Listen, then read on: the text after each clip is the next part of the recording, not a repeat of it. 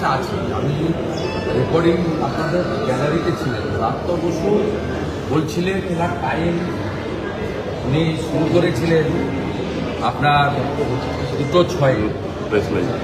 ওনার time ছিল 11 minute, বাড়িয়ে বাড়িয়ে অনেক দূর বলেছেন। উনি বললেন গতকাল তৃণমূল কংগ্রেসের প্যান্ডেলে বা আমাদের যে মঞ্চে আর ভারতীয় আর্মি রাজনৈতিক উদ্দেশ্য নিয়ে বাধা দিয়েছে, আর্মির অ্যাকশন হয়েছে বলেছেন। দিয়ে দ্বিতীয় স্ট্যান্ডায় বলেছেন পাকিস্তান আর্মি যেমন 71 সালে বাংলাদেশের উপরে জগন্নাথ হলে ঢুকে এসব করেছিল, তার সঙ্গে গতকালের আর্মি অপারেশনকে যেটাকে ইলিগাল একটা স্ট্রাকচার রিমুভাল তাকে কম্পেয়ার করেছে। তখন আমি উঠে দাঁড়িয়ে বললাম, স্পিকার আপনি এক্সপান্স করুন, ভারতীয় আর্মিকে নিয়ে ভারতীয় কোন একটা প্রদেশের বিধানসভায় এটা করা যায় না।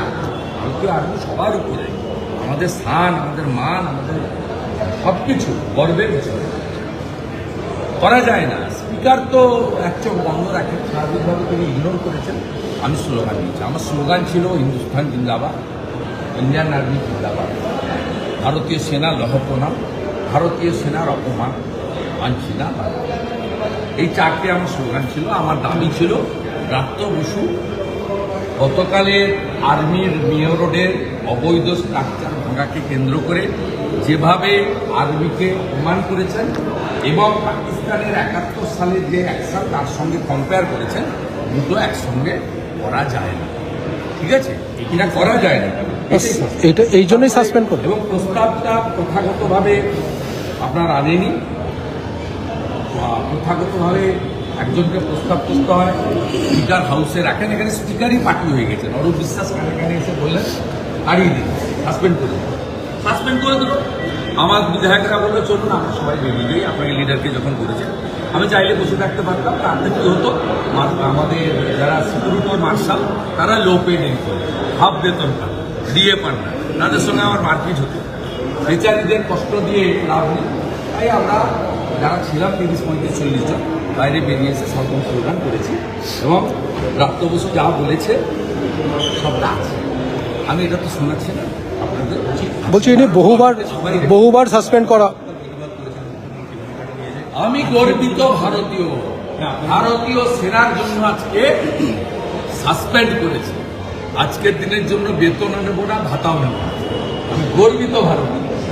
গতকাল মুখ্যমন্ত্রী অ্যাকশনটাকে আপনারা প্রতিবাদ করেছেন, আজকে রাষ্ট্রপতির সঙ্গে প্রতিবাদ করছেন, বিধানসভার বাইরে কি কোনো কর্মসূচি?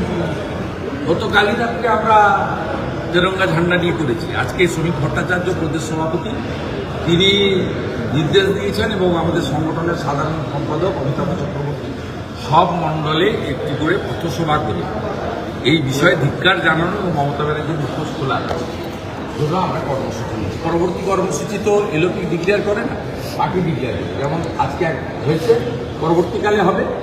আমরা আমাদের যে লেজিসলেচাররা আছি, আমরা যেমন চাকরি চোর গদি ছোর, তার মেন অবজেক্ট এটাও থাকবে। আর ভারতীয় আর্মির অপমান মানছি না, মানব না। আজকে পুলিশ একটা গাড়ি আটকালো রাইটাসের সামনে। গতকাল মমতা ব্যানার্জি সিপি ডিজি সবাইকে বলেছে ভারতীয় সেনা আর্মি ইস্টার্ন কমান্ডের সঙ্গে সহযোগিতা করতে নানাভাবে। হয়তো ওয়ান ফাইন মর্নিং দেখবেন যে মমতা ব্যানার্জি বাজারগুলোতে তার লিটল বাহিনীকে দিয়ে বলছে আর্মির যারা আছে তাদেরকে সবজি, মাছ, ডিম বা দুধ এগুলো দেবেন। এটা শুনতে পাবেন। বলছি বাংলা পাকিস্তানের দালাল জিন্না সুরাবর্তী যা করেনি মমতা তাই করেছে। কমপ্লিট পাকিস্তানের দালাল, একজন অধ্যাপক, একজন শিক্ষামন্ত্রী, তিনি পাকিস্তান ভারতীয় আর্মিকে কন্ডেম করছেন অ্যাসেম্বলিতে, স্পিকার এক্সপান্স করছেন না। দ্বিতীয় হচ্ছে তিনি 71-এ পাকিস্তান আর্মির বাংলাদেশের ঢাকার অ্যাকশনের সঙ্গে গতকালের অ্যাকশনের কম্পেয়ার করছে। এটা তো আপনি যদি ভারতীয়, নিশ্চয়ই ভারতীয় দেশ, আগে তো নিশান ফার্স্ট, রাজনীতি আলাদা হতে পারে, ধর্ম আলাদা হতে পারে, আপনাদেরও করতে পারে।